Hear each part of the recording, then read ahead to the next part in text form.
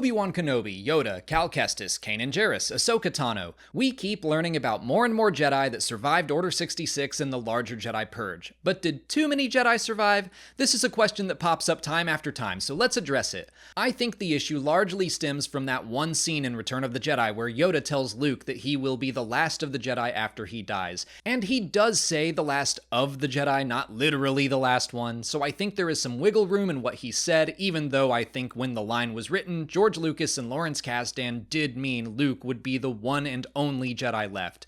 Assuming Yoda knew there were other Jedi out there, let's not pretend he and Obi-Wan have always told Luke the exact truth. They're happy to pretend they're telling the truth from a certain point of view. Yoda isn't trying to tell Luke the history of the galaxy and the fall of the Jedi in that scene, he's just trying to motivate him. I personally don't love those explanations myself because, again, I do think the original intent of the line was for Luke to be the final Jedi in the galaxy. That changed over time, like Star Wars has done so many times before, and I should point out that George himself had that exact change in mind. In the prequel's Star Wars Archives book, he says he believes there were between 50 and 100 Jedi alive during the time of the original trilogy, and in his vision for the sequels, Luke would have rebuilt the Jedi Order by including those survivors.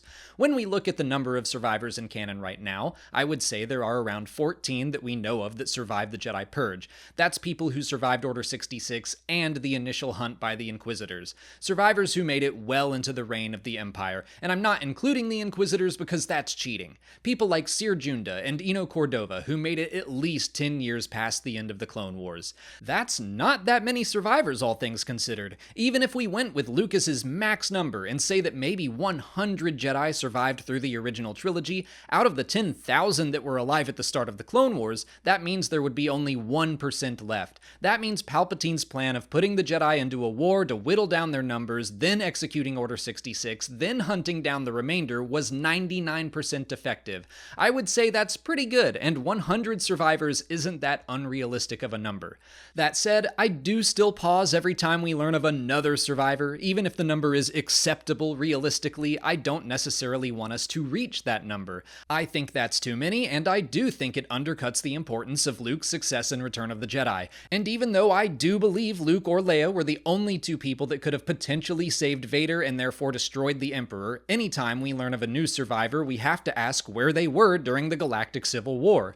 We're asking about that with Ahsoka right now, and her series didn't give us a clear answer. That said, even though I think every new Jedi survivor presents new complications in the overall timeline, I can't deny that there is some very compelling storytelling going on with characters like Cal Kestis, Kanan Jarrus, and Ahsoka Tano. These people that were raised as Padawans in the Jedi Order that then have to figure out what it means for them to be Jedi on their own in isolation. All three of them have struggled with their past as child soldiers in the Clone Wars, and all three have handled it differently. I'm especially loving Cal's story in the Star Wars Jedi games.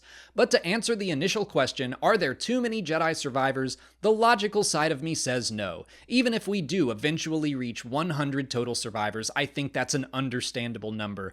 But the emotional side of me hopes we keep far away from that total. I think so far Star Wars has done a good job at only bringing in more survivors when it's necessary and interesting to do so. As long as we keep getting good characters with good stories, I'll be happy, even if my first reaction is, really? Another one? But those are my thoughts on the matter. I've been planning on making this video ever since we learned about Baylan Skoll months before Ahsoka came out, but I wanted to see how his story went first. Let me know your thoughts in the comments. If you haven't already, please like this video, subscribe to the channel, follow us on our socials, and consider checking out our Patreon page. As always, thanks for watching, and may the Force be with you.